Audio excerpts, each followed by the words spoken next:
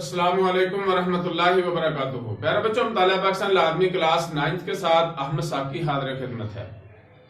ہم نے بک کے پہلے 2 چیپٹر مکمل کر رکھے ہیں اور تیسرا چیپٹر زمین اور ماحول شروع کیا ہوا ہے، جس کا بورڈ پیپر پیٹرن کے مطابق پہلا حصہ یعنی کثیر الانتخابی سوالات ہمارے مکمل ہو چکے ہیں اور دوسرا حصہ یعنی مختصر سوالات و جوابات ہم نے شروع کیے ہوئے ہیں۔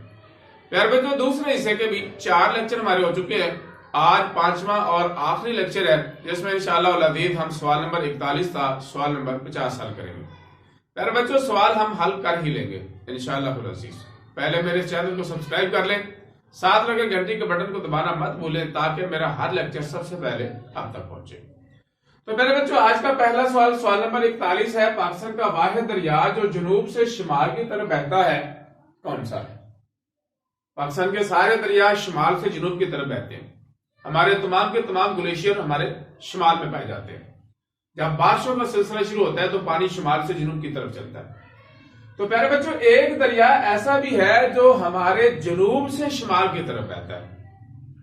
پاکستان کے تمام دریا شمال سے جنوب کی طرف بہتے ہیں، البتہ دریائے زوب یا کچھ لوگ اس کو سوب پڑھتے ہیں، بلوچستان کے علاقے زوب اور لورا لائی سے ہوتا ہوا دریائے گومل سے جا ملتا ہے اور یہ دریا دریائے سندھ کا مغربی معاون دریا بھی ہے۔ پیارے بچوں، یہ واحد دریا ہے جو جنوب سے شمال کی طرف بہتا ہے۔ تو پتہ چلا کہ دریائے زوب جو ہے، جو دریائے سندھ کا مغربی معاون دریا ہے، یہ جنوب سے شمال کی طرف بہتا ہے۔ سوال نمبر 42 ہے، ماحولیاتی آلودگی سے کیا مراد ہے اور ماحولیاتی آلودگی کی اقسام لکھیں۔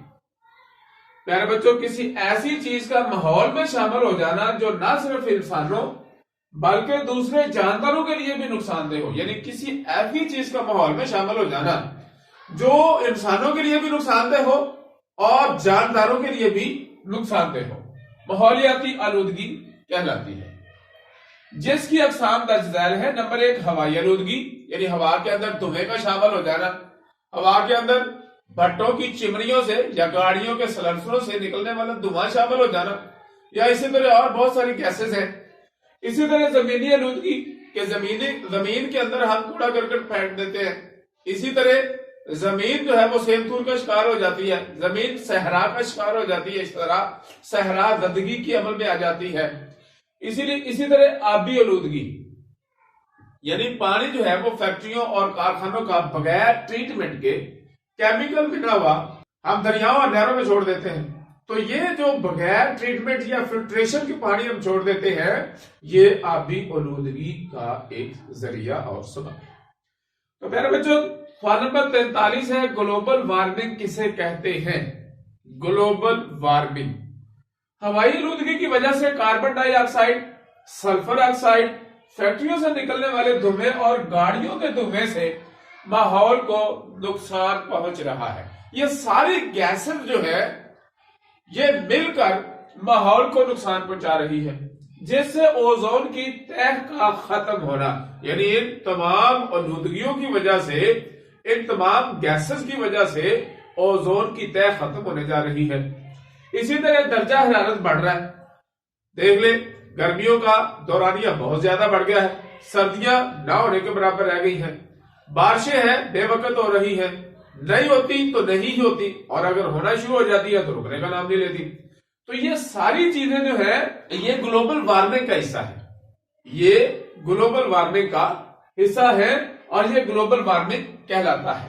تو میرے بچوں، جو کئی خطرناک بیماریوں کا باعث بن رہا ہے، جیسے پھیپھڑوں کا سرطان اور جلدی بیماریاں وغیرہ، تو یہ جو گلوبل وارمنگ ہو رہی ہے، جو گیسز فضا کے اندر ماحول میں شامل ہو رہی ہے، ان کی وجہ سے بہت ساری خطرناک بیماریاں بھی پھیل رہی ہیں، جیسے پھیپھڑوں کا سرطان یعنی سرطان بھی، کینسر، اسی طرح جلدی بیماریاں وغیرہ۔ تو یہ ہے بہت ساری گیسز کا فضا کے اندر، ماحول کے اندر دھوئیں کا فضا کے اندر شامل ہو جانا، جس کی وجہ سے بہت ساری موسمیاتی تبدیلیاں پیدا ہو رہی ہیں، گرمیوں کا دورانیہ بڑھ رہا ہے، سردیوں کا دورانیہ کم ہو رہا ہے۔ پیارے بچوں، سوال نمبر 44 ہے، سموگ اور فوگ میں کیا فرق ہے؟ سموگ کیا ہے اور فوگ کیا ہے؟ سموگ ہوائی آلودگی کی ایک قسم ہے، یعنی ہوا کے اندر آلودگی پائی جاتی ہے، ماحول فضا آلودہ ہو جاتی ہے اور دو چیزیں مل کر اسموک بنتی ہے، دھواں اور دھند۔ بٹوں کی چمنیوں سے نکلنے والا دھواں ہو، گاڑیوں کے سلنسروں سے نکلنے والا دھواں ہو، یا اور بہت سارے دھویں مل کر یا گیسز مل کر دھند کے ساتھ مل کر یہ اسموک بنتی ہے۔ یعنی دھویں اور دھند کا آمیزہ جو ہے وہ اسموک کہلاتا ہے، جو آنکھوں، پھیپھڑوں اور جلدی امراض کا سبب ہے۔ آنکھوں کی بیماریاں پھیلتی ہیں، پھیپھڑوں کی بیماریاں پھیل رہی ہیں، اسی طرح بہت ساری جلدی امراض کا بھی یہ اسموک جو ہے وہ سبب بنتی ہے۔ فوگ جو ہے یہ صرف دھند کو کہتے ہیں اور یہ سردی کے شدید موسم میں ہوتی ہے، اور یہ بھی بہت زیادہ نقصانات کا سبب بنتی ہے۔ یعنی اس سے جو دکھائی دینے والی نظر کی حد ہوتی ہے وہ انتہائی لمٹڈ اور محدود رہ جاتی ہے، یعنی فاصلے تک نظر نہیں آتا، جس کی وجہ سے بہت زیادہ ایکسیڈنٹس ہوتے ہیں اور بہت زیادہ اموات ہو جاتی ہے۔ تو یہ بیٹا اسموک اور فوگ میں فرق ہے۔ اسموک دھند اور دھویں کے آمیزے سے بنتی ہے، فوگ جو ہے یہ شدید سردی کے موسم میں دھند کو کہتے ہیں۔ پھر میں تو سوال نمبر 45 ہے، ریفورسٹریشن کسے کہتے ہیں؟ تو ریفورسٹریشن سے مراد کٹے ہوئے جنگلات کی جگہ پر نئے جنگلات لگانا، یعنی ایک جگہ سے درختوں کو کاٹ دیا جائے، درختوں کا ذخیرہ کاٹ دیا جائے، جنگلات کو کاٹ کر نئے سرے سے جنگلات لگانے کو ریفورسٹریشن کہتے ہیں۔ سوال نمبر 46 ہے، کسی بھی ملک کی ترقی کے لیے اس کے کتنے فیصد رقبے پر جنگلات کا ہونا ضروری ہے؟ یعنی کسی بھی ملک کی ترقی کے لیے اس کے کل رقبے کے کتنے فیصد رقبے پر جنگلات ہونا ضروری ہے؟ پیارے بچوں، کسی بھی ملک کی ترقی کے لیے اس کے کل رقبے کا 25% حصہ جنگلات پر مشتمل ہونا چاہیے۔ یعنی کسی بھی ملک کا جتنا اس کا کل رقبہ ہے اس کا 25% حصہ جنگلات پر مشتمل ہونا ضروری ہے۔ مگر بدقسمتی سے پاکستان کے 5% سے بھی کم رقبے پر جنگلات ہیں، 5% سے بھی کم رقبے پر، اور جو جنگلات ہیں وہ بھی بے دریغ کاٹے جا رہے ہیں۔ سوال نمبر 47 ہے، پاکستان کا سب سے گنجان ترین خطہ کون سا ہے؟ پیارے بچوں، پاکستان کا میدانی علاقہ جو دریاؤں کی لائی ہوئی زرخیز مٹی سے بنا ہے، یعنی دریائے سندھ کا بالائی میدان جسے ہم پنجاب کہتے ہیں، جو 5 دریاؤں کی لائی ہوئی زرخیز مٹی سے بنا ہے، اور ملک کی اکثر و بیشتر صنعتیں بھی اسی علاقے میں ہیں۔ کیوں؟ اس لیے کہ تمام صنعتوں اور ملوں کا جو را مٹیریل ہے، خام مال جو ہے، وہ زراعت سے حاصل ہوتا ہے۔ فار ایگزامپل، آٹے کے لیے گندم چاہیے، اور چینی کے لیے گنا چاہیے، ٹیکسٹائل کے لیے کاٹن چاہیے، روئی چاہیے۔ تو یہ ساری چیزیں دریائے سندھ کے بالائی میدان یعنی میدانی علاقے میں پنجاب میں موجود ہیں، اور وافر مقدار میں یہ فصلیں ہوتی ہیں، اس لیے زیادہ تر صنعتیں جو ہے، ملیں اور فیکٹریاں جو ہے وہ بھی اسی علاقے میں ہیں۔ اس لیے یہی خطہ پاکستان کا گنجان ترین خطہ ہے، اور ملک کی تقریباً 50% آبادی بھی اسی خطے میں رہتی ہے، کیونکہ یہاں سہولتیں موجود ہیں، ملیں موجود ہیں، زراعت موجود ہے، روڈ ٹرانسپورٹ اچھی ہے، طبی سہولیات موجود ہیں، ایجوکیشن انسٹیٹیوشن بہتر سے بہترین موجود ہیں، اس لیے اسی خطے میں زیادہ تر آبادی رہتی ہے۔ زیادہ تر آبادی دیہات پر مشتمل ہے، مگر اب شہروں کی آبادی تیزی سے بڑھ رہی ہے۔ یعنی جو میدانی خطہ ہے اس میں زیادہ تر آبادی جو ہے یہ دیہات میں رہتی ہے، مگر اب کچھ سالوں سے شہروں کی آبادی بڑی تیزی سے بڑھ رہی ہے، کیونکہ جو سہولیات شہروں میں موجود ہیں وہ دیہات میں نہیں ہے۔ سوال نمبر 48 ہے، ڈیلٹا سے کیا مراد ہے، اور دریائے سندھ کا ڈیلٹائی علاقہ کہاں سے کہاں تک ہے؟ ڈیلٹا کسے کہتے ہیں، اور یہ ڈیلٹائی علاقہ کہاں سے شروع ہو کر کہاں تک جاتا ہے؟ پیارے بچوں، دریائے سندھ کا پانی ٹھٹھا کے قریب پہنچتا ہے تو انتہائی کم ہو جاتا ہے، اور باقی رقبے کو سراب کرنے کے لیے پانی کو ٹرائی اینگل کی شکل میں پہنچا دیا جاتا ہے۔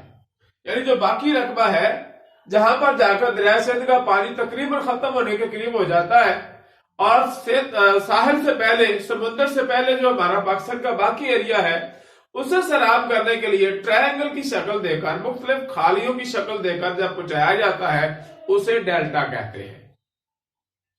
فار ایگزامپل، दरिया सिंध जो आ रहा है और यहां आकर इसका पानी तकरीबन खत्म होने के करीब है, लेकिन अब हमारे पास ये समुद्र का किनारा है, साहिल है। अब ये रकबा जो है ये हमारे पास बाकी पड़ा हुआ है, हमने इस रकबे को सैराब करना है। तो इस रकबे को सैराब करने के लिए हमारे पास पानी वाफर मिकदार में मौजूद नहीं है, तो क्या करेंगे, अब यहां मुख्तलिफ खालियां निकाल लेंगे। एक खाली इधर को निकालेंगे, इससे ये रकबा भी सैराब होगा और ये भी सैराब होगा। इसी तरह हम एक खाली यहां से निकालेंगे जो ये इस रकबे को भी सैराब करेगी और इसको भी करेगी।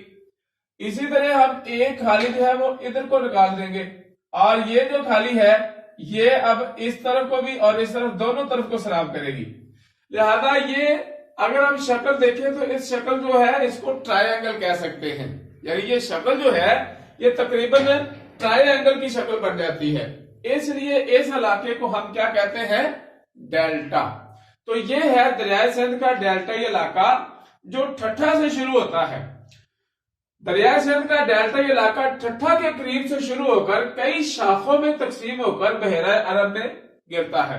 यानी जब पानी एंड हो जाता है तो फिर इसको कई शाखों में तकसीम कर दिया जाता है और ये शाखें जब उस इलाके को सैराब करते हुए अगर फिर भी पानी कुछ बच जाता है, वाफर है, तो वो समुद्र में गिर जाता है।